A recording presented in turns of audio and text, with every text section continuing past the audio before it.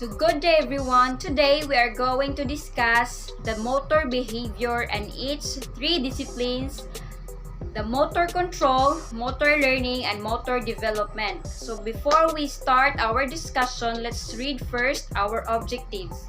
So at the end of this lesson, the students will be able to define motor learning and its relationship to other related disciplines. Define motor control, motor behaviors, and motor performance. And third, demonstrate the exercises of motor control, motor learning, and motor development. So motor behavior. Motor behavior is the study of how we produce movements. Examples: running, walking, grasping, and other postures or other activities. The psychological and neurophysiological investigations are divided into three disciplines. We have motor control. So motor control is the study of postures and movements and the mechanisms that underlie them. Defined as the study of how an individual can execute designated motor skills through the neuromuscular control process in response to external environmental demands. Second, we have motor development. Motor development refers to the development of a child's bones, muscles, and ability to move around and manipulate his/her environment. So motor development is divided into two sections. We have gross motor development and fine motor development. So gross motor development involves the development of the large muscles in the child's body. So examples is the child able to sit, walk, and run. Fine motor development involves the small muscles of the body, especially in the hand. All of this is that finger to nose test. So motor development also involves how well the children's muscles work.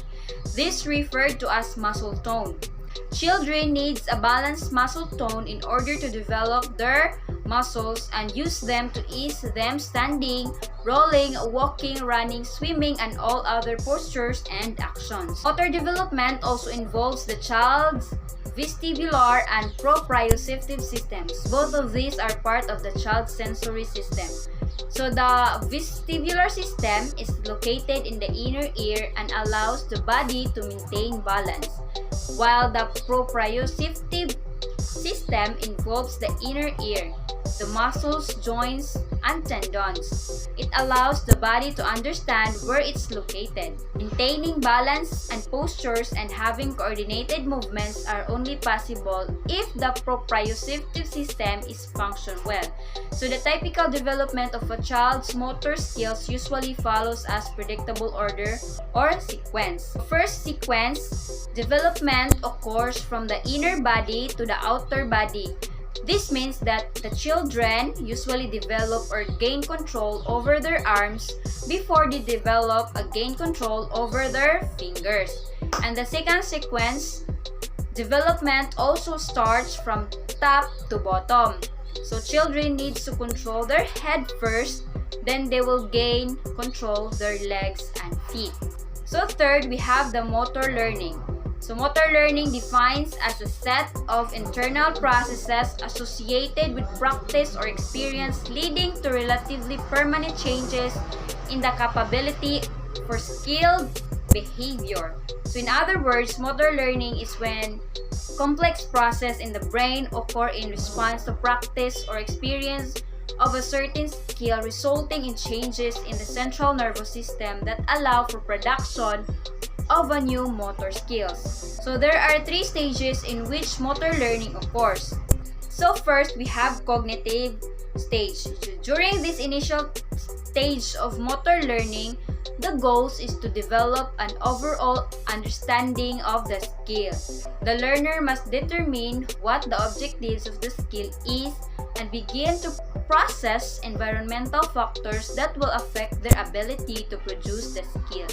So during this stage, the learner mostly relies on visual inputs and trials and errors to guide learning. So the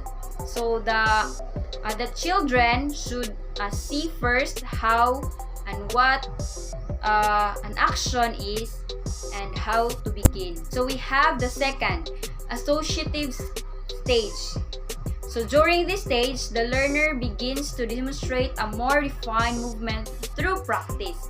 Now that the learner has had some practice and has identified various stimuli that may occur, they can now focus on how to do, moving on from what to do in the first stage. So here, visual cues become less important and proprioceptive cues becomes very important. So proprioceptive cues refers to the learner focusing more on how their body is moving in space and what input is being felt from their joints and muscles.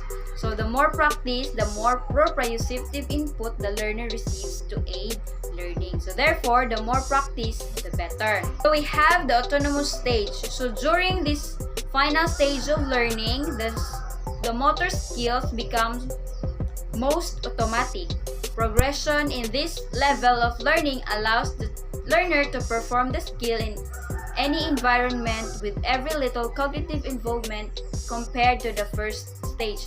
So in this stage, the children is now able to walk or run. So just keep in mind that the learning process can take different lengths of time for every individual, and progression can be dependent on a variety of factors such as motivation of the learner, feedback received, environmental stimuli, organization or practice, and the presence of musculoskeletal and neuromusculoskeletal impairments. Let's talk about the 5 characteristics of motor learning. Motor learning is an internal process that cannot be observed from an external perspective.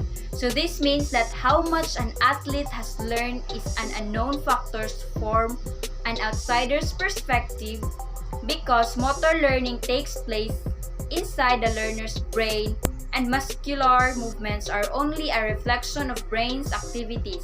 So observing motor performance provides only an indirect assessment of the learning progress of a learner. And motor learning is a set of processes for the purpose of reaching specific learning objectives.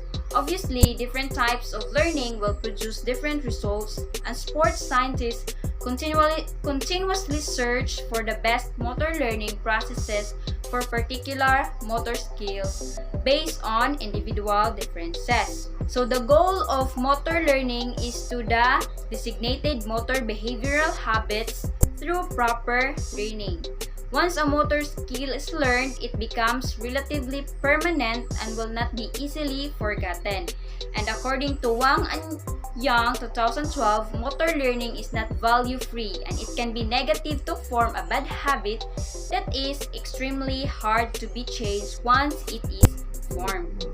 The motor performance. Motor performance is an end result or outcome of executing or motor skill that can be observed from an external perspective. So here, the motor performance is now the outcome or how the athlete can now execute an activity. Okay, so that could be all, and thank you.